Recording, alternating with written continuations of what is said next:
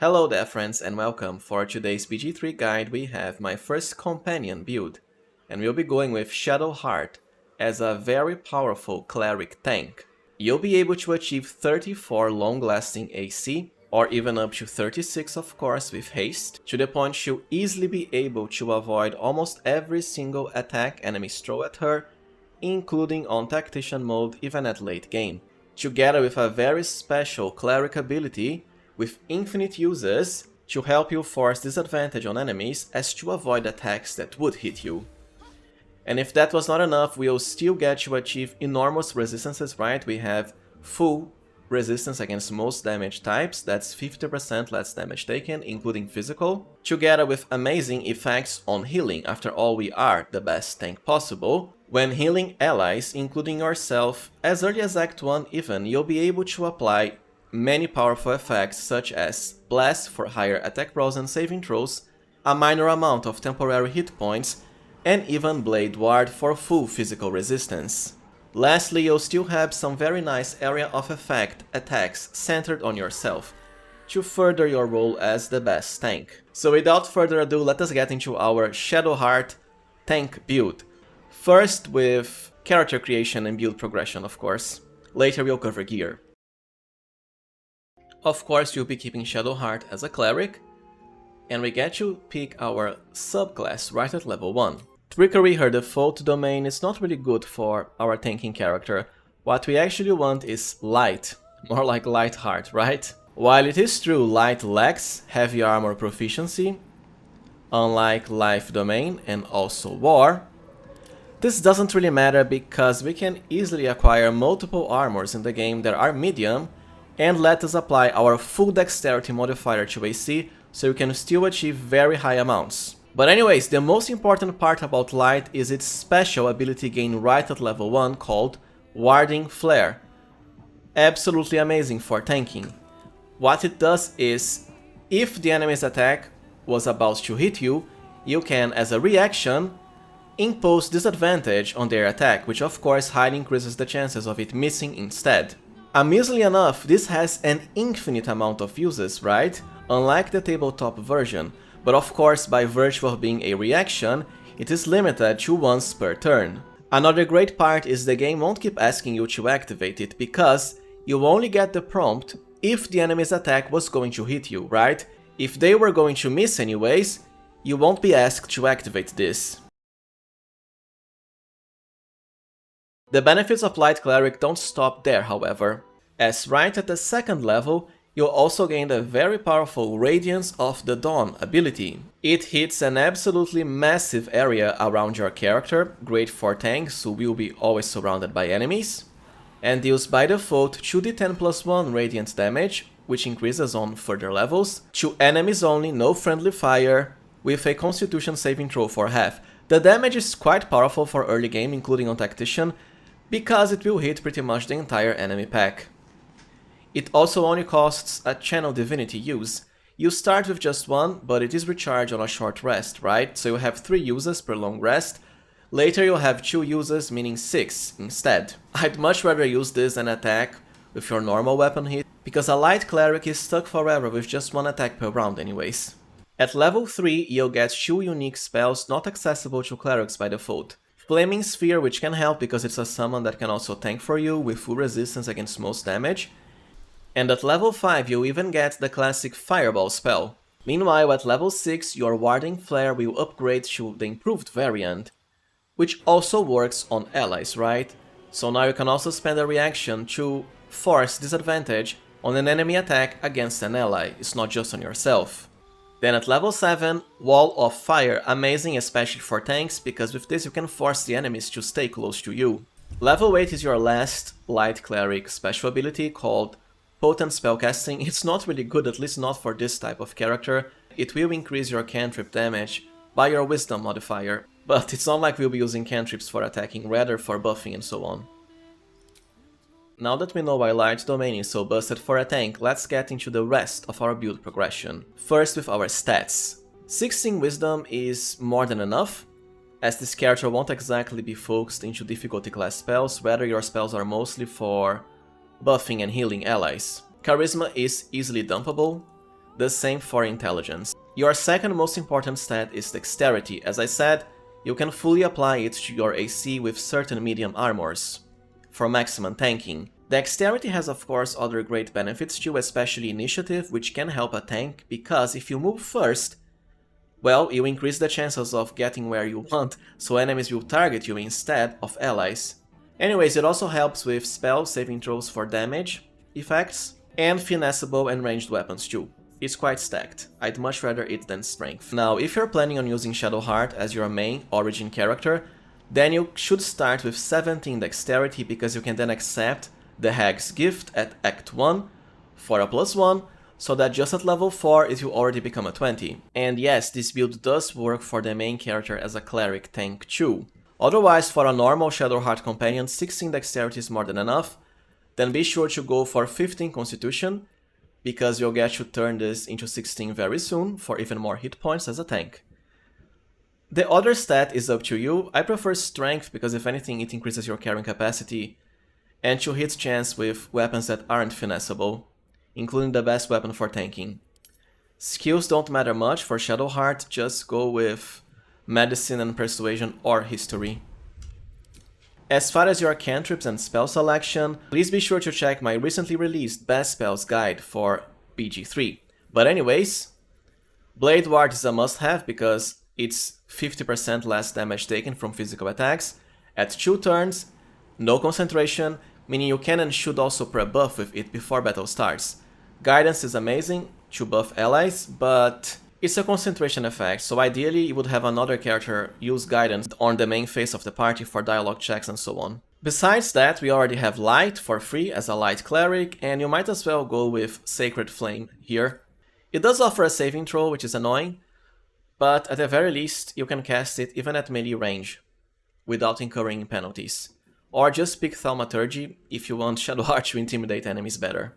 As for spells, definitely Healing Word because it's cast as a bonus action, and as I explained, we have some nice auto buffs applied on healing. Together with Shield of Faith, the main tank buffing spell in the game for +2 to AC until long rest.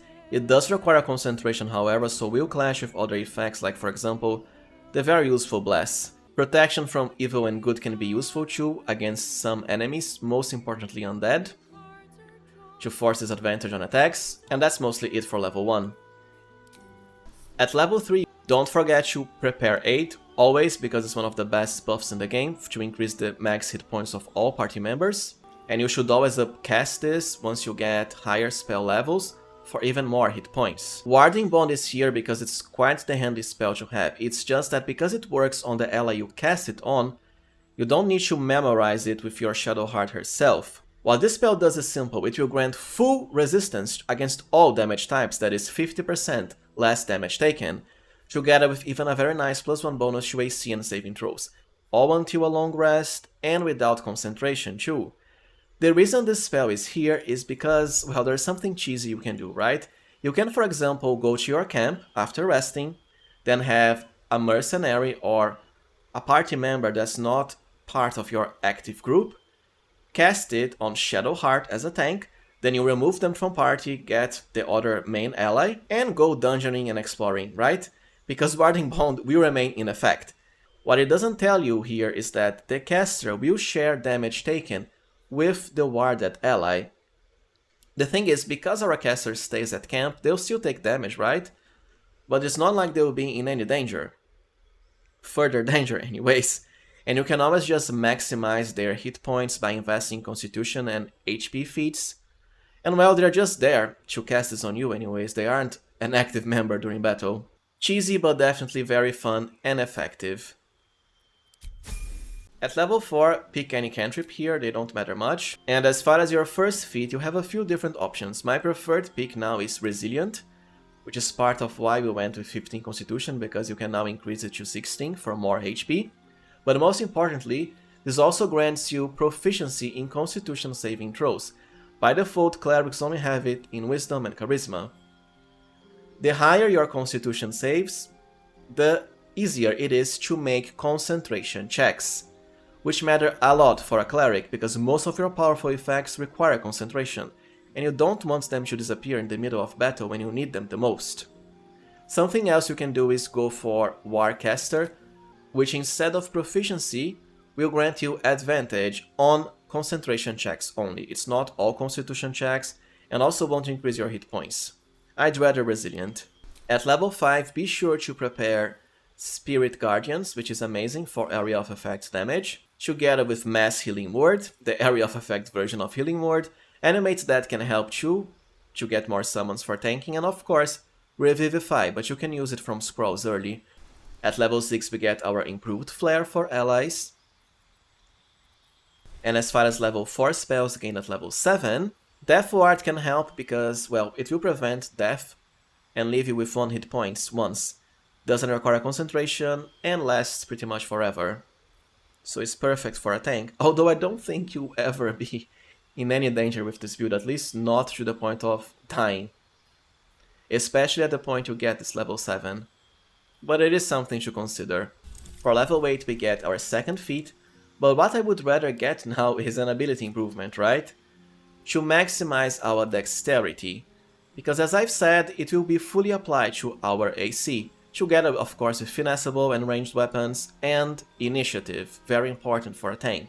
Now if this Shadowheart is your main character, or you are playing a main character with this build, you could already get 20 right at this point, right? By starting with 17 and accepting the Hex gift, as I explained before. For your first level 5 spells, honestly, mostly Mass Cure Wounds. The others aren't that necessary for this build. Just go with upcast versions of earlier great spells like Aid and Spirit Guardians. At level 10, as with any cleric, you get the quite unique Divine Intervention ability, which amusingly enough only works once per campaign, right? It's not once per short rest or long rest, it's once per game.